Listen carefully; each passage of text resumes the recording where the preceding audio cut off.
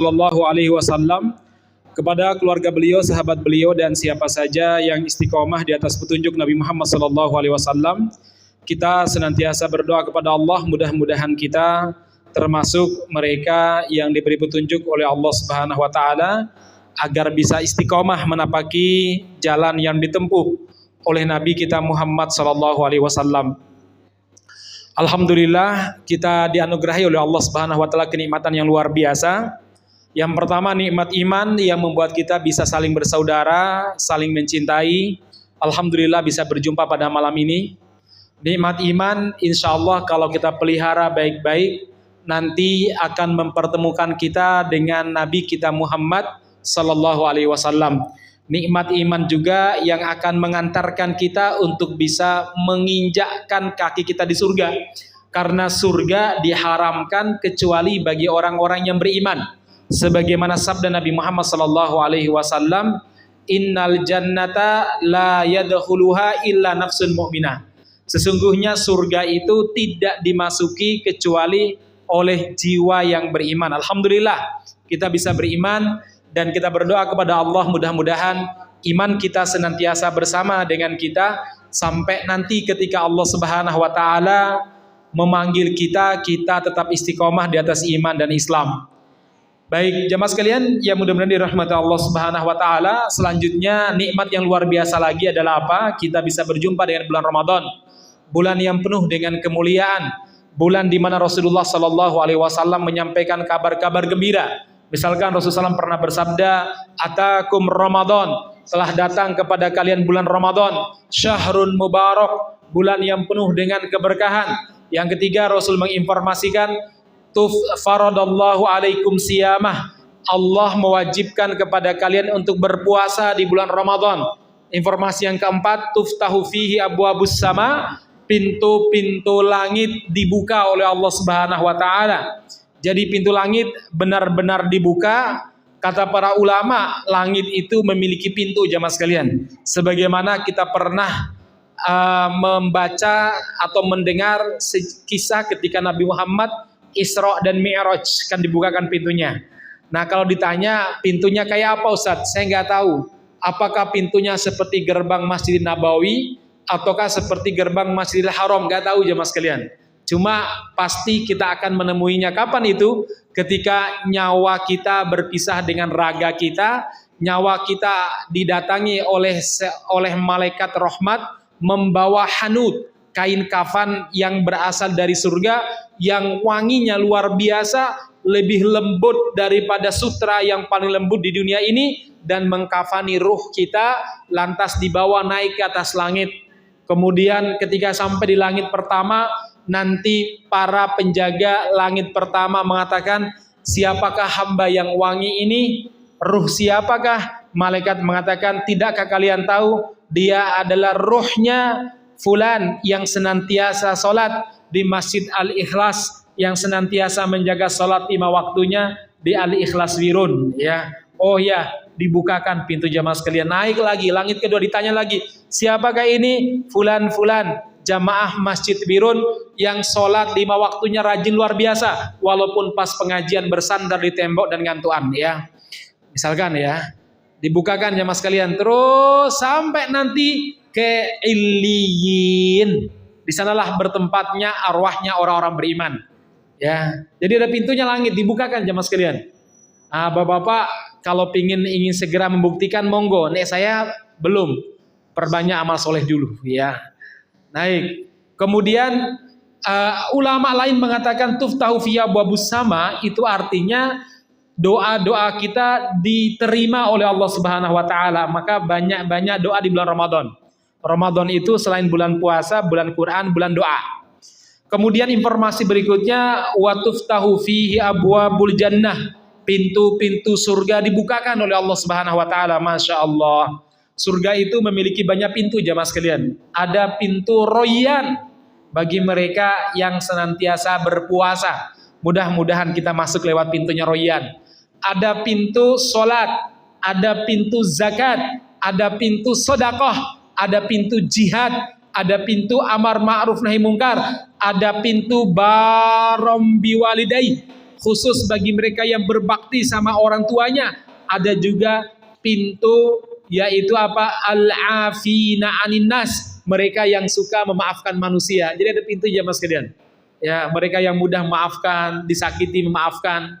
Makanya bapak-bapak, ibu-ibu, misalkan ibu-ibu terutama ya, ditakdirkan punya tetangga anyel ditakdirkan punya kawan kerja bikin jengkel terus, suka berbuat kesalahan, kemudian sering minta maaf. Siapa tahu Allah sedang membukakan pintu surga bernama Al-Afina anin nas, yaitu pintu surga orang yang memudahkan mudah memaafkan orang lain. Masya Allah jemaah sekalian. Baik, kemudian Rasul bersabda, wa tughlaqu fihi abwabul jahim, pintu-pintu neraka jahim ditutup, wasuffidat fihi syayatin, setan-setan dibelenggu oleh Allah Subhanahu wa taala. Kalau ada yang bertanya, kok ada maksiat di bulan Ramadan Ustaz? Katanya setan dibelenggu. Yang menyebabkan orang berbuat maksiat itu bukan sekedar karena setan, bisa jadi karena nafsunya itu memang sudah terbiasa yang berbuat maksiat. Jadi tanpa digoda sama setan pun memang kebiasaan dia sudah maksiat jemaah sekalian. Atau bisa jadi dia digoda, diiming-iming oleh setan dari kalangan manusia. Karena kata Allah, setan itu minal jinnati wan nas, dari jin dan dari manusia. Nah, setan dari kalangan jin telah diikat oleh Allah Subhanahu wa taala di bulan Ramadan. Setan dari kalangan manusia tidak diikat. Makanya kalau ada yang mengajak berbuat maksiat, itu setan dari kalangan manusia. Caranya jangan baca ayat kursi dia, nggak akan pergi. Caranya apa? Ambil batu ancam, nek kalau nggak pergi tak lempar gitu nih, baru gitu. Itu setan dari kalangan manusia aja mas kalian ya. Nah kemudian Rasul juga melanjutkan, lillahi utaqa'u minan nar wadzalika fi kulli yaumin wa lailatin. Sesungguhnya Allah Subhanahu wa taala memiliki orang-orang yang dibebaskan dari neraka. Itu terjadi setiap malam dan setiap siang di bulan Ramadan. Masya Allah.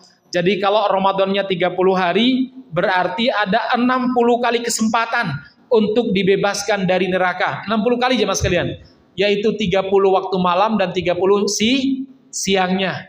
Makanya kalau ada orang yang gagal mendapatkan ampunan di bulan Ramadan, ini orang celakanya luar biasa. Kenapa dibilang celaka banget? Lah, 60 kali kesempatan jemaah sekalian. Kalau ada orang punya kesempatan cuma 3, gagal itu wajar. Ya, coba gagal, yang kedua gagal, yang ketiga gagal, wajar. Ya, tapi kalau sampai gagal 50 kali itu kebangetan jemaah sekalian.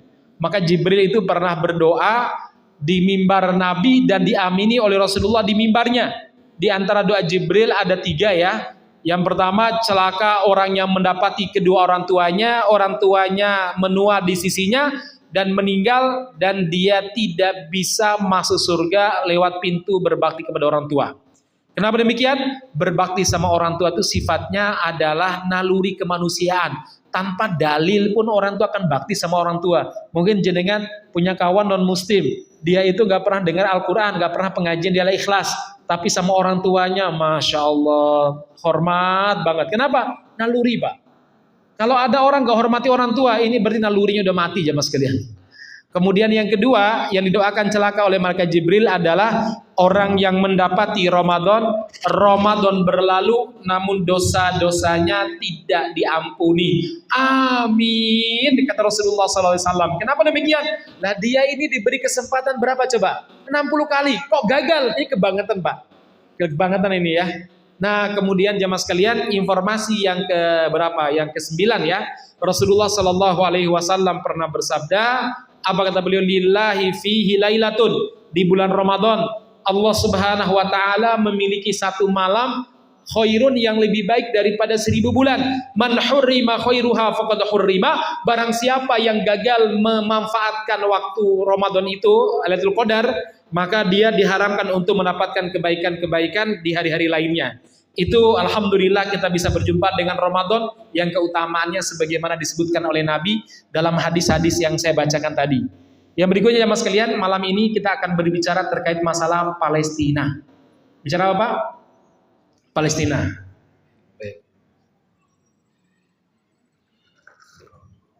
Mungkin sudah banyak yang berbicara Palestina jemaah sekalian. Cuma saya akan meringkas pada 3 jawaban. Why? Kenapa kita berbicara Palestina ini? Yang pertama, ma'asyiral muslimin, dari sisi agama, yang kedua dari sisi konstitusi, yang ketiga terkait tentang masa depan umat Islam. Ini kenapa kita berbicara Palestina. Kok terus diulangi lagi? Ya, bahkan kami mendirikan sebuah wadah NGO namanya Andalus Care. Sudah berkali-kali mengirim bantuan ke Palestina. Ya, salah satu di antaranya yang kemarin yang dekat-dekat bulan Desember kita kirim bahan makanan. Kemudian bulan Januari awal kita kirim selimut dan lain sebagainya. Kemudian bulan Maret ini kita telah mengirim tahap pertama untuk buka puasa. Kasihan mereka tidak bisa berpuasa, bukan tidak bisa, mereka sudah berpuasa duluan sebelum kita. Maksudnya mereka tidak mendapatkan makanan dan minuman sehingga banyak terjadi kelaparan dan banyak yang meninggal karena kelaparan, jemaah sekalian. Bahkan terbaru mereka terpaksa makan rumput-rumput. Ini di HP saya ini ada beberapa video, cuma mungkin gak bisa saya tampilkan. Ya, itu ada anak-anak yang terpaksa makan rumput dan makan pakan ternak karena tidak ada yang bisa mereka makan, jemaah sekalian. Baik, sekarang saya akan sampaikan dulu secara singkat. Yang pertama, dari sisi agama maksudnya bagaimana Ustaz? Bapak-bapak, ibu-ibu, negeri suci umat Islam itu ada 3. Yang pertama adalah Makkah Al-Mukarramah. Di dalamnya ada Masjidil Haram. Sholat di dalamnya berapa kali, Pak? Pahalanya? 100.000. Masya Allah. Kemudian jamaah sekalian, kita punya yang kedua namanya Madinatul Munawwarah. Di dalamnya ada Masjid Nabawi. Sholat di dalamnya berapa kali lipat, Bapak-bapak? Berapa ibu-ibu? 1000 kali. Masya Allah. Dan satu lagi yang kita lupa, Pak. Wattini wazzaituni waturi sinin wahadal baladil amin. Dalam Al-Quran banyak sekali. Subhanalladzi asra bi'abdihi laylam minal masjidil haram ilal masjidil aqsal ladzi barakna haulah. Masih banyak ayat-ayat yang berbicara tentang negeri yang ketiga ini. Apa itu? Negeri Syam. Itu negeri suci kita yang ketiga. Yang negeri Syam itu dipecah menjadi 4 negara. Lebanon, Yordania, Suria, Lebanon, Suria, Yordania, dan Palestina. Dari 4 negara ini, inti daripada negeri Syam adalah Palestina.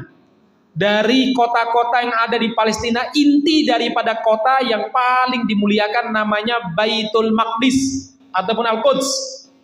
Di dalamnya ada Masjidil Aqsa. Sholat di dalamnya berapa kali, Pak? 500, Masya Allah. Nah, jemaah sekalian, negeri ini dimuliakan oleh Allah. Sampai-sampai ketika salah seorang sahabat datang bertanya sama Rasulullah, "Ya Rasulullah, kalau Anda sudah meninggal, kira-kira saya tinggal di mana ya Rasulullah?" Apa jawaban Nabi? "Alaika bisyam." Tinggallah di negeri Syam. Nabi enggak mengatakan tinggal di Makkah atau tinggal di Madinah. Enggak, apalagi tinggal di Birun. Tidak. Nabi enggak menyebut demikian. Tapi tinggallah di sebuah tempat namanya Syam. Kenapa Rasulullah? Rasul mengatakan sesungguhnya malaikat-malaikat Allah membentangkan sayapnya di atas bumi Syam. Masya Allah.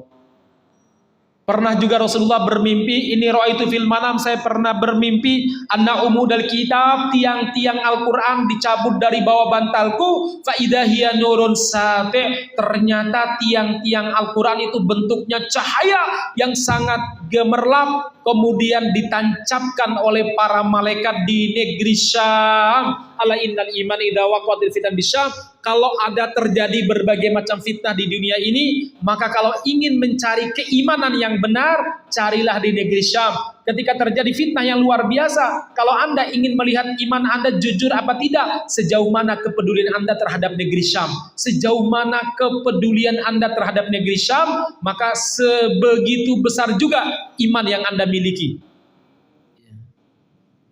Jamaah sekalian, yang mudah-mudahan dirahmati Subhanahu wa taala, masih banyak lagi negeri di mana banyak para nabi lahir di sana, tinggal di sana. Wah, kalau saya sebutkan banyak sekali nih masalah Syam dari sisi agama, jamaah sekalian. Kemudian yang kedua dari sisi konstitusi. Apa itu jamaah sekalian? Dari sisi konstitusi sesungguhnya berbicara tentang negeri Palestina, membantu mereka amanah konstitusi Undang-Undang Dasar 45 negara kita. Mana itu? Di pembukaan Undang-Undang Dasar 45. Ada kalimat yang berbunyi bahwa kemerdekaan itu adalah hak segala bangsa. Oleh sebab itu, lanjut Bu. Maka penjajahan,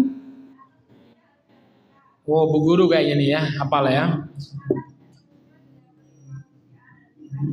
Oh, Masya Allah ya. Kalau bapak-bapak udah lupa mungkin Pak ya, lama nggak upacara bendera. Ya. Kemerdekaan itu hak segala bangsa. Kata para founding father negara kita, pendiri negara kita. Dan bangsa Palestina telah dijajah sejak 1920. Dan mereka sekarang ingin merdeka. Kita harus mendukung mereka karena itu adalah amanat konstitusi.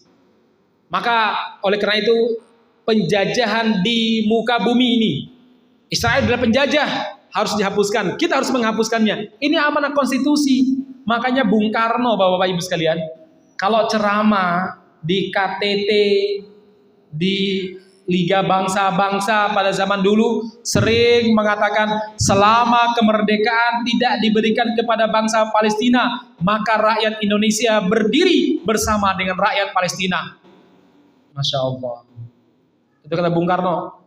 Kenapa demikian? Salah satunya Bung Karno itu ketika awal mendirikan negara, Pak, kita para founding father negara kita, Kiai Haji Agus Salim, kemudian Ki Bagus Hadikusumo, kemudian siapa lagi? Kasman Singodimojo, kemudian Bung Hatta, Muhammad Yamin dan sebagainya. Mereka ketika awal deklarasi kemerdekaan, tidak ada satu negara pun yang mengakui kemerdekaan kita, Pak. Belanda masih melihat kita sebagai sebuah pemberontak.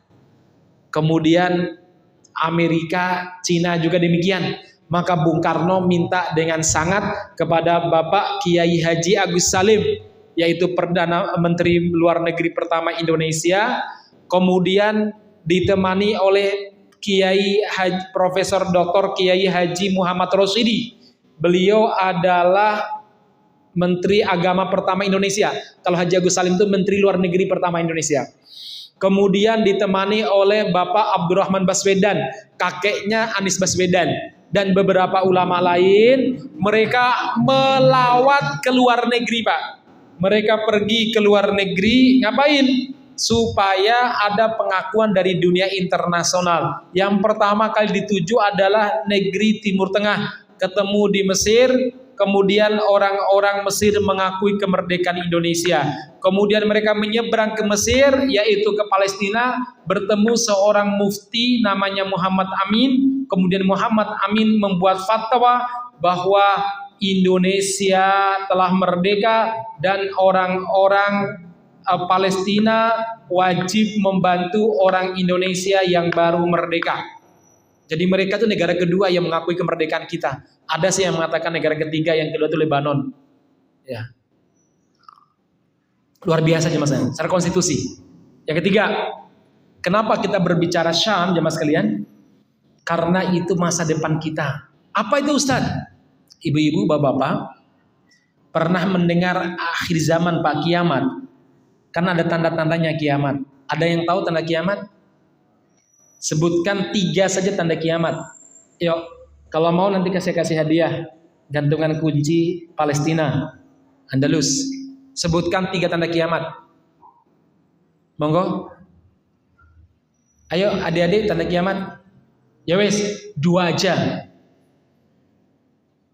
Ada hadiahnya loh nanti. Mulai surutnya. Matahari terbit dari barat. Perempuan semakin banyak dan cerewet. Loh ya, udah 2, 3. Surutnya Sungai Efrat. Ada lagi yang bisa merubah api menjadi air, kemana-mana bawa air dan api. Siapa? Masa lupa sih? Wa min syarri fitnatil masiihid dajjal. Kemudian ada seorang imam namanya Imam Mahdi. Imam masjid mana? Orang ya. Imam di akhir zaman nanti jemaah sekalian ya. Kemudian kita juga dengar bahwa Nabi Isa akan turun. Kapan? Ya di akhir zaman, namanya akhir zaman kok ya. Di akhir zaman. Baik, semua peristiwa-peristiwa yang saya sebutkan tadi jamaah sekalian, hampir 90%-nya kejadiannya di negeri Syam. Imam Mahdi misalkan, beliau memang lahir di Madinah, dibaiat di kota Makkah, tapi beliau itu mendirikan khilafah alamin haji nubuwah di Palestina dan Suriah. Perang terdahsyat pada zaman Imam Mahdi, orang-orang barat menyebutnya Armageddon, umat Islam menyebutnya dengan perang Al-Malhamah Al-Kubra. Di mana kejadiannya? Baik orang Kristen barat, Kristen barat maupun umat Islam meyakini kejadian di negeri Syam. Kalau orang Kristen meyakininya di Palestina, yaitu di sebuah lembah namanya Mageddo, maka mereka menyebut Armageddon, artinya perang di sebuah lembah namanya Mageddo. Sementara umat Islam meyakini perangnya di samping lembah tersebut, namanya Dabiq A'maq. Syam juga jemaah sekalian. Umat Islam akhirnya menang. Kemudian Dajjal muncul. Nabi Isa turun di akhir zaman, bergabung dengan Imam Mahdi. Dajjal dibunuh oleh Nabi Isa di sebuah kota namanya Babulon, kata Nabi. Kalau sekarang namanya The Lost City, masuk wilayah Israel. Mana itu? Palestina lagi jemaah sekalian. Jadi semua kejadian akhir zaman ada di sana. Yang terakhir, jemaah sekalian, kenapa kita berbicara Palestina? Saya tambahkan satu. Tadi 3 ya, sekarang tambahkan 1. Apa itu? Karena derita kemanusiaan yang tidak pernah berujung. Sejak 1940 tahun 1940 umat Islam di Palestina telah diusir, dibunuh, dibantai oleh orang-orang Israel, orang-orang Yahudi. Dulunya mereka itu pengungsi, Pak. Dari mana? Dari Eropa. Karena di Eropa orang-orang Yahudi dipersekusi, dipukul, dibunuh, diusir, macam-macam. Akhirnya mereka mencari suaka, dilindungi oleh pemerintahan Turki. Ternyata mereka ini ada udang di balik batu, ada keinginan tersembunyi ingin merebut Palestina. Ketika Turki itu hancur, Palestina dikuasai Inggris, maka mereka kerjasama dengan Inggris Kristen untuk bisa menguasai Palestina. Awalnya mereka membentuk Laskar Yahudi. Laskar Yahudi itu jamaah sekalian, itu semacam orang-orang Yahudi dikasih senjata. Awalnya cuma nyerang pinggiran-pinggiran, Pak. Taruhlah misalkan Solo Raya ini termasuk Sukoharjo, itu Palestina. Yang pertama kali diserang itu taruhlah misalkan daerah Polokarto, pinggiran. Orang-orang Bekonan, orang-orang Wirun, orang-orang Mojolaban mengatakan, wes gak usah diurus, itu urusannya orang-orang Polokarto dengan geng-geng Yahudi. Ternyata orang Polokarto ditembaki, dibunuh, sisanya melarikan diri keluar dari Polokarto. Kemudian Polokarto diratakan dengan tanah, rumah-rumahnya, lantas mereka membuat sertifikat ulang. Kemudian mengkafling buat sertifikat, lantas mengatakan orang Yahudi mana yang mau tinggal di sini ada sertifikatnya gratis. Berbondong-bondong dari Swedia, dari Jerman datang ke situ. Besoknya mana yang diserang? Bekonang, sama dibunuh, sisanya melarikan diri. Mereka pun membuat kafling-kafling. Kemudian terus sampai 1948 mereka mendeklarasikan negara bernama Israel. Jadi saudara kita itu udah banyak yang terbunuh jamaah sekalian. Ada di antara mereka sudah hidup puluhan tahun di tenda-tenda pengungsian, tidak tahu namanya ruang tamu, tidak tahu yang namanya kamar pribadi, WC ataupun dapur, nggak tahu. Karena yang mereka tahu dapur umum, WC umum, tinggal di satu kotak yang bernama tenda. Kemudian tambah lagi kemarin jamaah sekalian, yaitu apa? Sejak Oktober 2023 sampai sekarang kaum muslimin dibantai. Sudah di atas 31.000, mungkin hari ini sudah 35.000, 32.000 mungkin. Karena ini update 3 hari yang lalu kurang lebih. 31.220 sekian kaum muslimin dibunuh jamaah sekalian. Banyak kelaparan, susah makan. Anda kalau nonton, ya Allah, mereka betul-betul susah makannya. Sampai Ada seorang anak terpaksa makan rumput. Saya punya videonya. Ditanya kenapa? Lapar, gak ada yang bisa dimakan. Sampai mereka makan pakanan ternak. Kenapa? Gak ada yang bisa dimakan ya mas kalian. Sungguh kelak di hari kiamat kita akan dimintai pertanggungjawaban oleh Allah. Dalam hadis qudsi Allah berfirman, nanti Allah akan manggil kita satu persatu. Wahai anak Adam, dolamtani, kamu telah mendolimiku, kata Allah. Ya Allah, kok bisa kami mendolimimu? Apa kata Allah? Aku meminta makan, meminta minum kepada kalian, namun tidak memberiku makan dan minum. Kita bertanya, ya Allah, bagaimana kami memberimu minum? Bukankah engkau Tuhan semesta alam? Apa kata Allah? Bukankah hambaku fulan minta minum, minta makan kepada kalian, namun kalian tidak memberinya makan? Demi Allah, demi zatku, sungguh kalian ini telah berbuat dolim kepadaku. Aku sakit, namun kalian tidak menjengukku. Ya Allah, bagaimana mungkin kami menjengukmu? Bukankah engkau Rabb semesta alam? Apa kata Allah? Sesungguhnya hambaku filan sakit. Kalian dengar, kalian tahu, tapi kalian tidak menjenguknya. Sungguh kalian telah mendolimiku. Itu satu muslim yang terlantar urusan makan dan minum. Kita tahu, namun kita tidak menolong. Kalau di hari kiamat kita akan dimintai pertanggungjawaban. Apalagi kalau seandainya itu jutaan muslim di Palestina aja mas kalian. Jutaan. Kelaparan mereka. Saya pernah punya pengalaman soalnya di daerah-daerah konflik begitu Pak. Karena hampir sebulan menjadi relawan. Sebelum berangkat itu kita tanda tangani surat kematian Pak. Maksudnya kalau mati keluarga tidak boleh menuntut. Dulu kalau kita pergi memberikan bantuan Pak, itu kalau pada zaman saya biar lebih praktis kita kasih amplop. Amplopnya isinya 100, 150, 200 sampai 300 dolar. Untuk diberikan kepada mereka biar mereka itu bisa belanja sendiri. Kenapa kami nggak bawa bantuan? Ada si bantuan tapi terhalang karena susah masuk. Maka caranya apa? Caranya kita memberikan kepada mereka uang. Nanti mereka biasanya urunan, terus nanti ada yang keluar lewat terowongan atau lewat kampung mana, kan namanya pengepungan tuh nggak seketat banget, mungkin kayak kita, wah Wirun dikepung, padahal mungkin gang-gangnya masih bisa lolos gitu loh. Nah biar mereka belanja sendiri. Yang kedua pertimbangan kita adalah apa?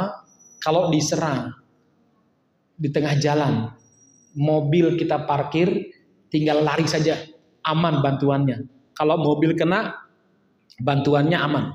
Itu Pak, kami dulu. Subhanallah. Kalau kita pergi ke camp, biasanya kita itu 2 mobil Pak. Mobil pertama tuh mobil pancingan para pejuang. Jadi kalau ada rudal, ada serangan, biar pejuang yang melawannya.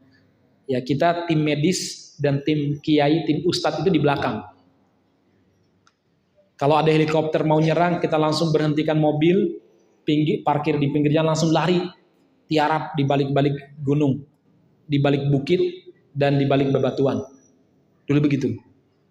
Nah biasanya kita ini bawa permen untuk anak-anak, orang tua kita kasih amplop sesuai dengan anggota keluarganya, kemudian anak-anak kita kasih permen, terutama permen jahe, mereka senang banget permen jahe itu, kita bawa dari Indonesia.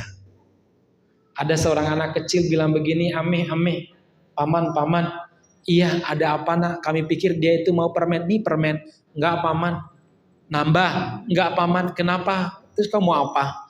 Saya ingin ke Indonesia, bawa aku ke Indonesia dong, dia bilang gitu. Lah kenapa? Saya udah pingin sekolah, udah lama nggak sekolah, dia bilang. Kita bilang, lah udah izin sama orang tua dulu. Katanya. Kenapa? Ternyata orang tuanya tidak ada.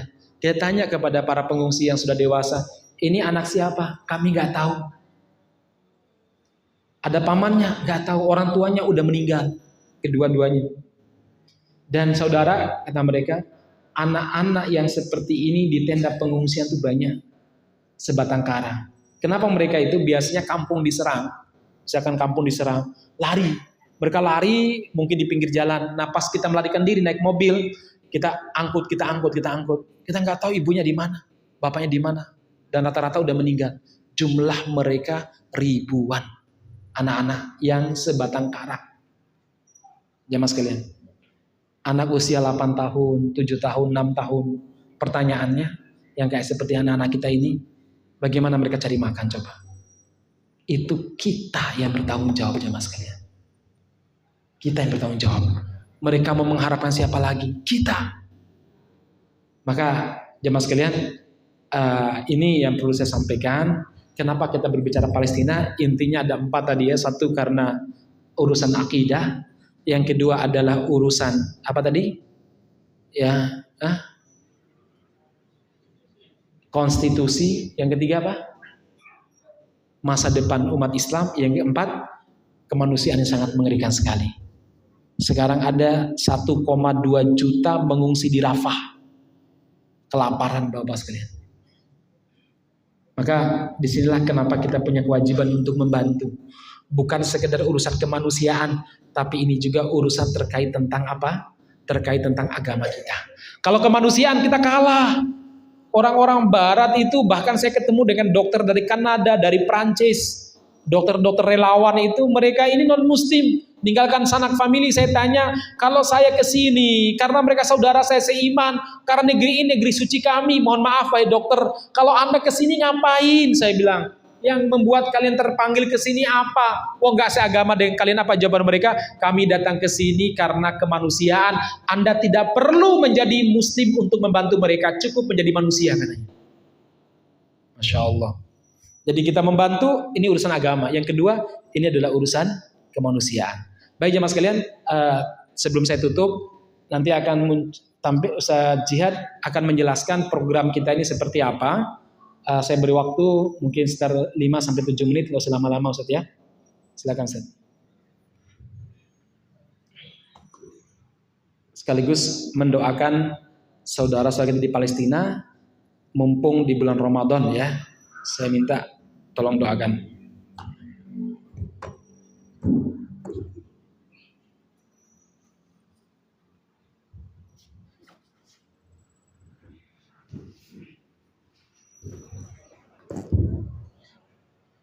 Bismillahirrahmanirrahim. Alhamdulillahi wa kafa wa salatu wassalamu ala nabiyil mustafa wa ala alihi wa ashabi ahli sidqi wal wafa. Asyhadu an la ilaha illallah wa asyhadu anna Muhammadan abduhu wa rasuluh. Rabbi shrah li sadri wa yassir li amri wahlul 'uqdatam min lisani yafqahu qawli. Jamaah Masjid Al-Ikhlas Wirun yang semoga dirahmati Allah Subhanahu wa taala. Sebelum kami memulai, marilah kita dudukkan kepala kita sejenak. Kita berdoa kepada Allah Subhanahu wa taala, semoga apa yang kita panjatkan, apa yang kita doakan dikabulkan oleh Allah Subhanahu wa taala.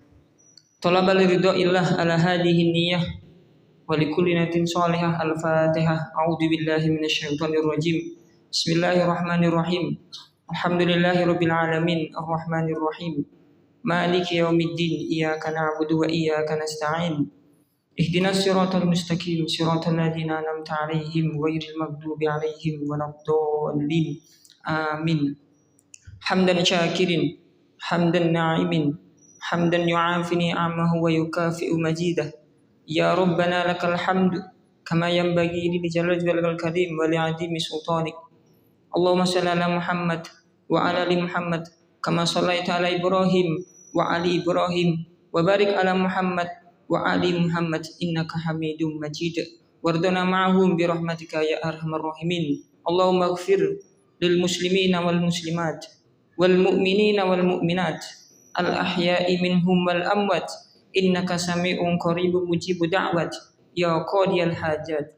Allahumma a'izzal islam wal muslimin wa adilla syirka wal musyrikin wa dammir a'da'aka a'da'ad din.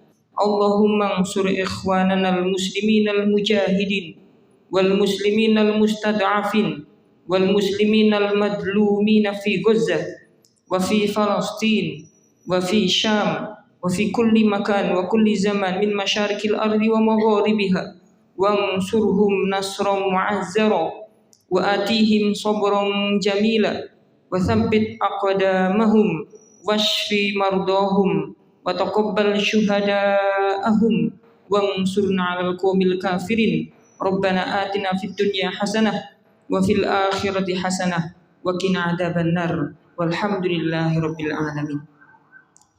Jamaah Masjid Al-Ikhlas yang semoga dirahmati Allah Subhanahu wa taala. hari demi hari, waktu demi waktu, tangisan, jeritan, dan derita saudara kita di Palestina Gaza kian memprihatinkan. 161 hari semenjak 7 Oktober 2023 hingga hari ini 16 Maret 2024 sudah lebih dari 31.000 jiwa yang meninggal dunia. 69.000 luka-luka. Bahkan yang terbaru ada update lagi lebih banyak. 300.000 bangunan runtuh, bangunan hancur. 2,3 pengungsi yang dikaburkan. Bahkan berita yang terbaru 1,4 warga dan pengungsi di Rafah dibombardir oleh Zionis Israel laknatullah alaihi. Padahal kalau kita berbicara Gaza itu kecil para jamaah. Gaza itu hanya 59 km persegi. Dibandingkan dengan Klaten, itu masih luas Klaten. Klaten itu sekitar 69. Gaza itu hanya 54 para jemaah. Kecil Gaza itu. Dan hari ini hanya Rafah yang menjadi tempat yang aman. Dan semua pengungsi penduduk di Gaza berkumpul di Rafah. Dan kabar yang terbaru, Rafah dibombardir oleh Israel laknatullah alaihi. Maka para jamaah yang semoga dirahmati Allah Subhanahu wa taala, saya ingin bertanya, siapa yang cinta Masjidil Aqsa boleh diangkat tangan? Yang cinta Masjidil Aqsa boleh diangkat tangannya? Oke, terima kasih, turunkan kembali.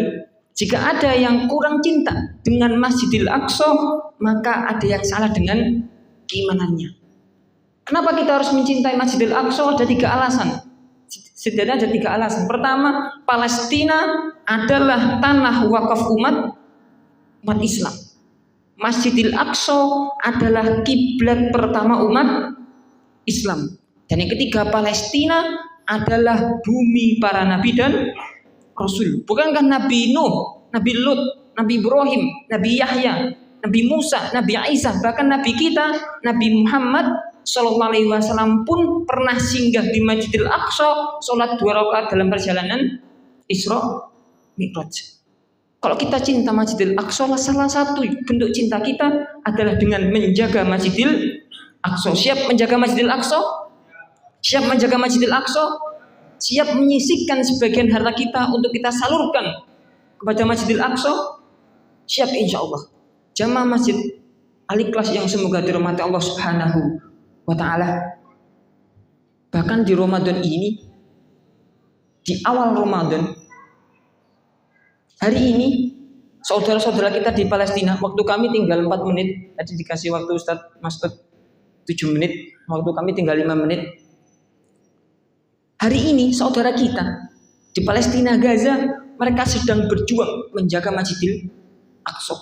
Mereka rela kehilangan rumah, mereka rela kehilangan sekolah, bangunan, bahkan keluarga mereka, anak kehilangan bapak kehilangan anak, kakak kehilangan adik, bahkan ada bayi yang tak berdosa lahir dalam kondisi yatim piatu karena gonesernya tak kunjung usai. Bahkan di Ramadan pertama kemarin, Menteri Kesehatan mengatakan bahwa ada 2.000 tim medis yang ketika berpuasa tidak sahur dan tidak berbuka karena tidak ada makanan yang bisa dimakan. 2.000 di awal Ramadan, 2.000 tim medis yang tidak bisa sahur dan berbuka karena tidak ada makanan yang bisa dimakan. Jamaah Masjid Al-Ikhlas yang dirahmati Allah Subhanahu wa taala, kami dari Andalus Care alhamdulillah sudah menyalurkan 3 kali tahapan. Tahapan yang pertama di bulan Desember itu berupa makanan pokok. Tahapan yang kedua di awal Januari kami sudah langsung menyalurkan di jantung Gaza. Karena kami alhamdulillah ada kenalan langsung di jantung Gaza, menyalurkan selimut karena pada musim dingin. Kemudian baru kemarin kami menyalurkan untuk tahapan yang ketiga, kami fokus di makanan untuk berbuka dan sahur. 50.000 untuk satu paket sahur, 100.000 untuk sahur dan berbuka. Alhamdulillah sudah kami salurkan. Karena kami di Indonesia ingin ikut andil menjaga Masjidil Aqsa. Jamaah Masjid Al-Ikhlas yang semoga dirahmati Allah Subhanahu wa taala. Waktu kami tinggal 3 menit. 3 menit ini kami ingin mencari mujahidah, pejuang-pejuang Islam yang rela menyisihkan sebagian hartanya untuk kami salurkan ke Palestina, Gaza. Kami ada lelang cinta untuk saudara kita di Palestina, Gaza yang bersedekah, berinfak, menyisihkan sebagian hartanya 200.000, maka akan kami beri kenang-kenangan berupa sal ataupun Al-Quran. 200.000 para jamaah. Ada yang minat? 200.000, maka panjenengan sudah ikut andil untuk menjaga Masjidil Aqsa. Nanti akan kami beri kenang-kenangan berupa sal ataupun Al-Quran. Jamaah Masjid Al-Ikhlas yang semoga dirahmati Allah Subhanahu wa taala. Rasulullah SAW pernah bersabda, "Man jahaza ghaziyan fi sabilillah faqad ghaza." Siapa yang membekali seseorang yang sedang berjuang di jalan Allah, maka dia betul-betul ikut berjuang di jalan Allah. Maksudnya kayak gini. Raga kita di Wirun, namun hartanya berangkat untuk menjaga Masjidil Aqsa. Raga kita di Sukoharjo, namun harta kita berangkat untuk menjaga Masjidil Aqsa. Karena hari ini saudara kita di Palestina, Gaza sedang mewakili kita. Mereka rela kehilangan seluruhannya, rumah, bangunan, keluarga bahkan. Untuk apa? Mewakili kita di Indonesia menjaga Masjidil Aqsa. Maka boleh mungkin kotak infak diputarkan bagi para jemaah sekalian yang ingin berdonasi 50.000 satu paket untuk sahur, 100.000 untuk sahur dan berbuka. Monggo. Waktu kami tinggal 1 menit. Jamaah yang semoga dirahmati Allah Subhanahu wa taala. Indonesia alhamdulillah di tahun 2023 dinobatkan sebagai negara paling dermawan sedunia. Indonesia dinobatkan sebagai negara paling dermawan sedunia dengan poin 68%, disusul Ukraina 62%. Padahal kalau kita tanya, Indonesia itu menjadi negara paling dermawan 6 kali berturut-turut saja. Dari 2018 sampai 2023, Indonesia peringkat pertama, negara paling dermawan sedunia. Padahal kalau kita tengok, bukankah warga Indonesia masih banyak yang kekurangan? Terus nomor badan masih banyak yang kekurangan. Namun kita yakin dengan firman Allah Subhanahu wa taala, "Wa man qudira 'alaihi rizqu falyunfiq mimma ataahu Allah." Dan barang siapa yang sedang disempitkan rezekinya, mungkin sakit belum sembuh-sembuh, usaha belum maju-maju, rezeki belum lancar, namun dia menginfakkan sebagian hartanya, maka apa janji Allah Subhanahu wa taala? Saya ja'alullahu ba'da usri yusra. Maka Allah Subhanahu wa taala akan memberikan kekayaan setelah kemiskinan, kemudahan setelah kesulitan. Jamaah yang semoga dirahmati Allah Subhanahu wa taala. Ada yang ingin melelang? Waktunya tidak, uangnya tidak harus malam ini. Uangnya bisa diambil di rumah, uangnya bisa ditransfer.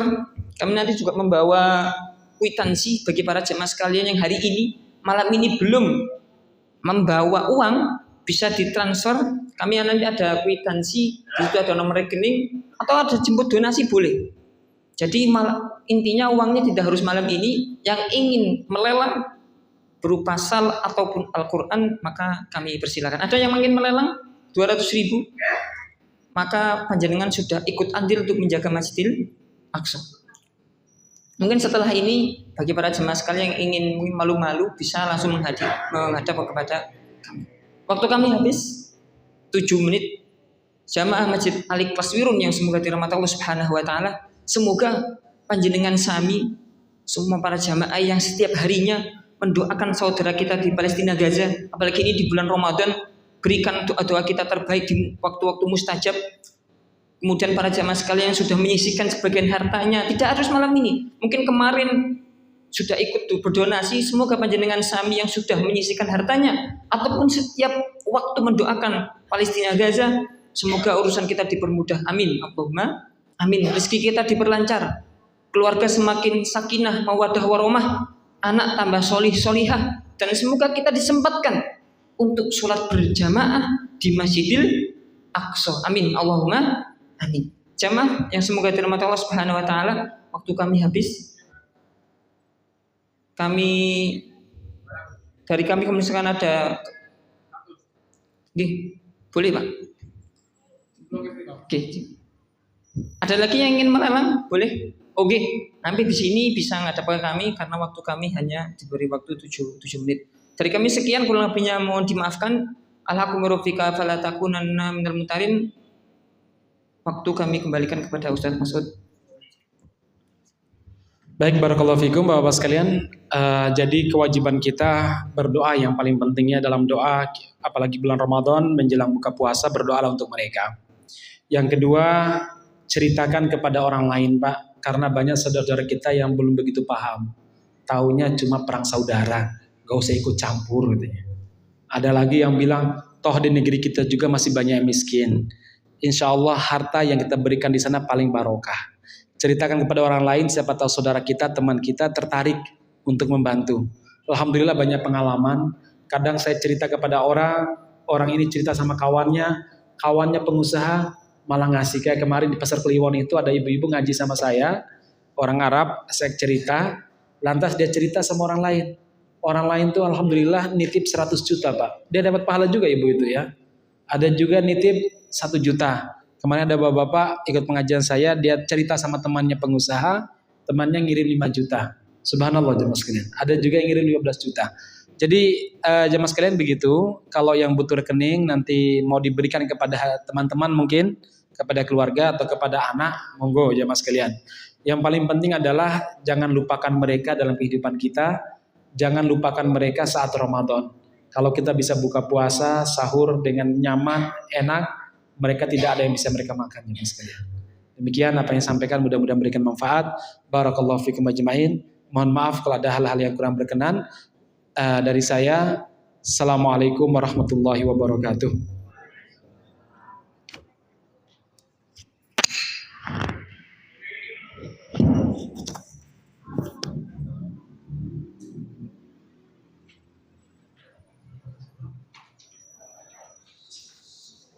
Oh ya, siap.